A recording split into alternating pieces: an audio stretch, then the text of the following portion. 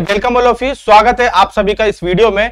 आज इस पूरे वीडियो में हम लोग सीखने वाले हैं टैक्स ऑडिट के बारे में। जब भी हम लोग टैक्स ऑडिट कराते हैं तो सीए कौन कौन से ट्रांजैक्शंस को चेक करता है, ऑडिट किस तरह से करता है, आपको किन किन बातों का ध्यान रखना है, इस पूरे वीडियो में देखने वाले हैं। तो अगर आप अकाउंटेंट है, किसी फर्म में काम करते हैं, तो पूरी लिस्ट आप जान लेना कि आपको बुक्स ऑफ अकाउंट फाइनल करना है।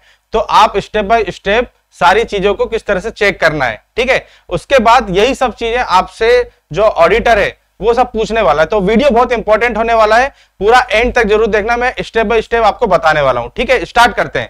सबसे पहले मैं बात करूं तो टैक्स ऑडिट अकाउंट फाइनलाइजेशन की। अब सामने बुक्स है, चाहे वो टैली सॉफ्टवेयर में हो या किसी भी सॉफ्टवेयर में हो। तो सबसे पहले आपको चेक करना है नंबर 1 पे ओपनिंग बैलेंस। मतलब ओपनिंग बैलेंस कहां से आ जाएगा? लास्ट ईयर की ऑडिटेड रिपोर्ट से।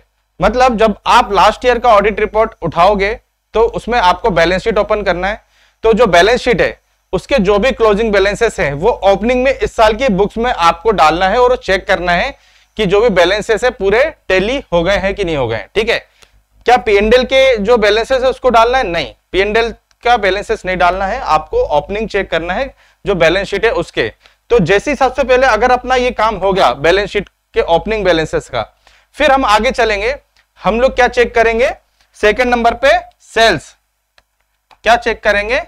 सेल्स चेक करेंगे। सेल्स के जो भी बिल हैं, जो भी इनवॉइस हैं, सारे के सारे सेल के डले कि नहीं डले। तो अगर बुक्स में ये सारे के सारे सेल के इनवॉइस एंटर हैं अप्रैल से लेकर के मार्च तक का, तो इसको चेक करेंगे काहे से आप? सबसे पहले तो इसको जीएसटी के टर्नओवर से चेक करेंगे। काहे से? जीएसटी के टर्नओवर से चेक करेंगे। ये कैसे करेंगे? आपको जीएसटी पोर्टल जो भी है, आप अपने सीए से या तो उसका आईडी पासवर्ड ले लो, ठीक है, या उनसे रिपोर्ट मंगवा लो पूरे, जिसमें मंथ वाइज पूरी डिटेल आ जाए जो कि रिपोर्ट अपलोड हुई है जीएसटी के अंदर। तो वहां से मंथली आप सेल को चेक करेंगे, ठीक है। तो पहला आपको क्या करना है? जीएसटी से जो सेल है उसको मैच करना है।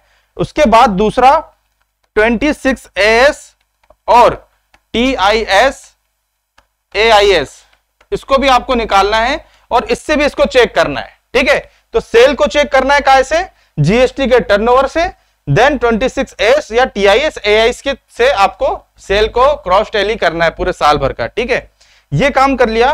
फिर थर्ड नंबर पे आते हैं अपन। इसी तरह से आपको परचेस चेक करना है। क्या? परचेस, ठीक है। परचेस चेक करोगे। परचेस को चेक करने का सबसे सही तरीका है कि आप वही जीएसटी पोर्टल से, क्या जीएसटी पोर्टल से काय का डेटा निकालो? 2B का, ठीक है।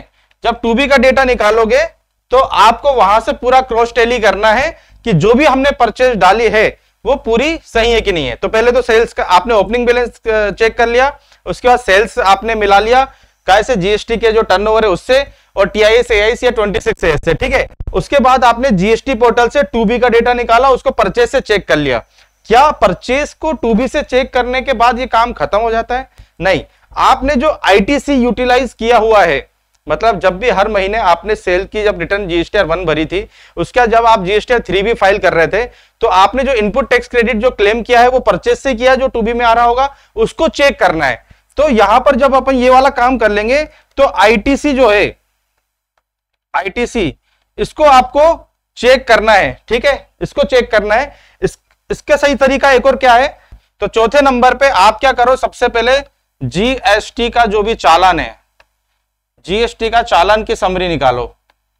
मतलब जीएसटी का जो भी चालान आपने पेड किया हर महीने, क्योंकि जब सेल की एंट्री कर रहे होंगे तो आपने जो जीएसटी की एंट्री करी है, सीजीएसटी, एसजीएसटी, आईजीएसटी और परचेस में भी की होगी, तो उसमें से कितना इनपुट यूटिलाइज हुआ और कितना आपने पेड किया है, तो उसको भी आपको एंट्री को चेक करना है कैसे? जीएसटी पोर्टल से अपने बुक्स के अंदर। तो जीएसटी चालान मिला, उसके बुक्स के अंदर जीएसटी की जितनी भी एंट्री है उसको चेक करो, आईटीसी कितना यूटिलाइज हुआ है वो चेक करो, और जो इनपुट टैक्स क्रेडिट जो भी आपने लिया हुआ है उसको पूरा आपको मिलान करना है। तो जीएसटी पोर्टल से आपको क्या क्या करना है? सेल का टर्नओवर चेक करना है, उसके बाद क्या कहते हैं 2B का जो डेटा वो चेक करना है, आईटीसी यूटिलाइजेशन चेक करना है, और जीएसटी का चालान जो भी होगा आपने जो भी एंटर किया उसको निकाल करके वो भी चेक करना है। इतने काम आपने मैच कर लिए। अब चलते हैं 5th नंबर पे। अब क्या करोगे? अब आपका, अगर मैं बैलेंस शीट वाइज बात करूं, जब भी आप बैलेंस शीट प्रिपेयर करते हैं तो यहां पर आती है एसेट्स, यहां आती है लाइबिलिटीज।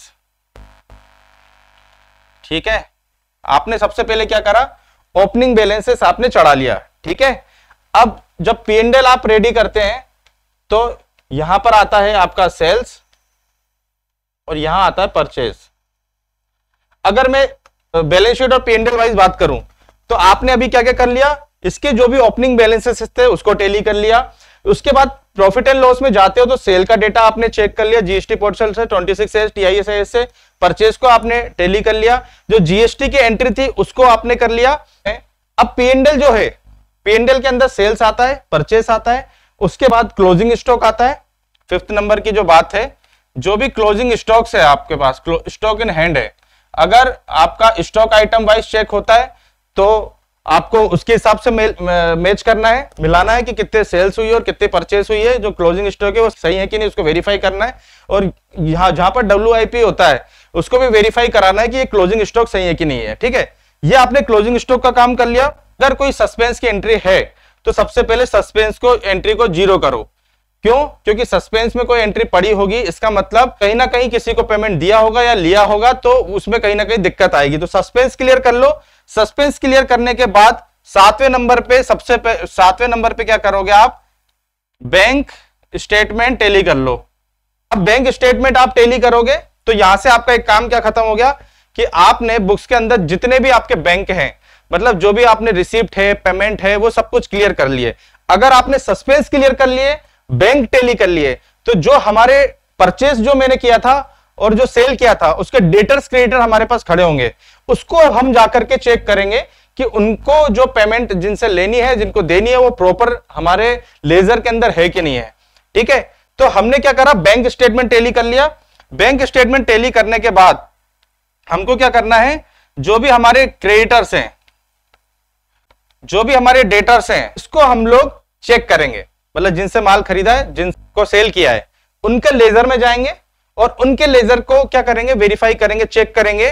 सामने वाली पार्टी से उनका लेजर मंगाएंगे, है ना, जिसको सेल किया है, जिनसे परचेज किया उनसे लेजर मंगाएंगे, या अपना लेजर उनको देख करके क्रॉस टैली कराएंगे कि 31 मार्च 2024 को अगर बुक्स खत्म हो रही है तो जो भी हमको बैलेंसेस छोड़ना है, छोड़ना मतलब जो एक्चुअल बैलेंस है वो मैच हो रहा है कि नहीं हो रहा। क्योंकि जब भी कोई स्क्रूटनी होती है तो यहां पर बड़ी दिक्कत आती है डेटर क्रेडिटर के बैलेंस में। तो आपको ये लेजर स्टेटमेंट से टैली कर लेना, क्रेडिटर का क्या बैलेंस है और डेटर्स का क्या बैलेंस है। इसी तरह से 9वें नंबर पे मैं आता हूं, अगर आपने कोई लोन्स लेके रखा है, सिक्योर्ड लोन, अनसिक्योर्ड लोन, या आपके loans and advances, loans and advances. अब ये क्या मैं स्टेप बाय स्टेप बता रहा हूं। सिक्योर्ड लोन का मतलब अगर आपने किसी बैंक से लोन लेके रखा है, फॉर एग्जांपल कार लोन है, होम लोन है, बिजनेस लोन है, पर्सनल लोन है, किसी भी प्रकार का अगर आपने लोन लेके रखा है तो वो आपके सिक्योर्ड लोन के अंदर आएंगे। तो उसका आपको क्या, आपका रीपेमेंट शेड्यूल भी होना चाहिए और एक्चुअल उसका स्टेटमेंट होना चाहिए 23-24 का, जिसमें आप ईएमआई की एंट्री तो बैंक से आप मैच कर लोगे, लेकिन इंटरेस्ट की एंट्री डाल करके इसका भी क्लोजिंग बैलेंस आपको मिलाना होता है।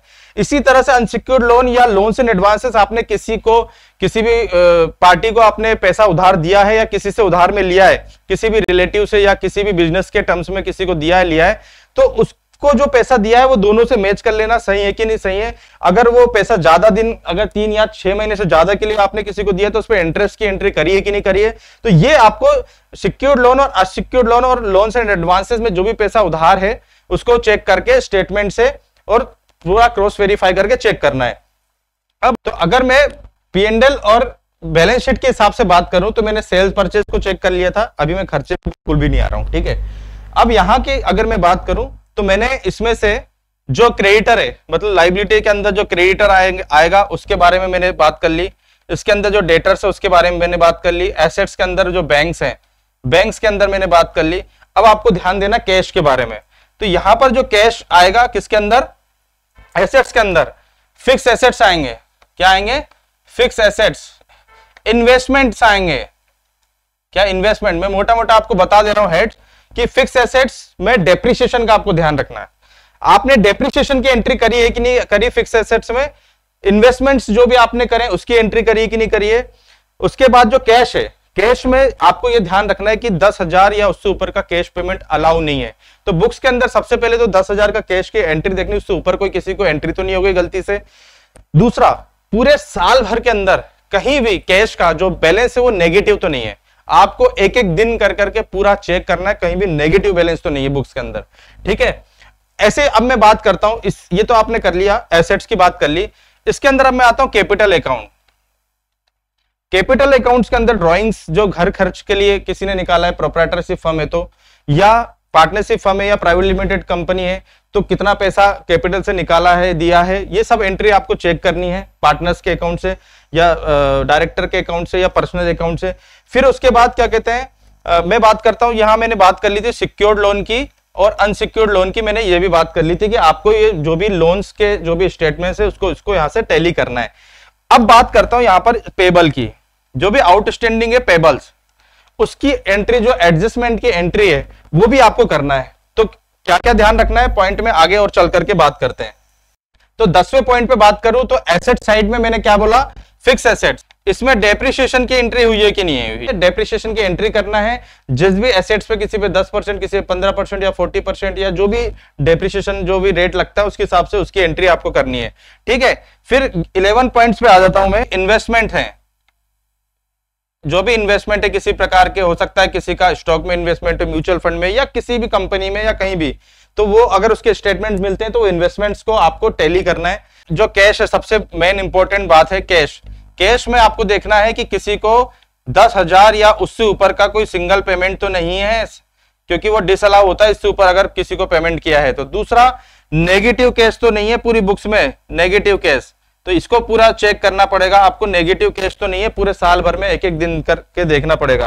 और अब बात करता हूं पेबल की, पेबल की, ठीक है।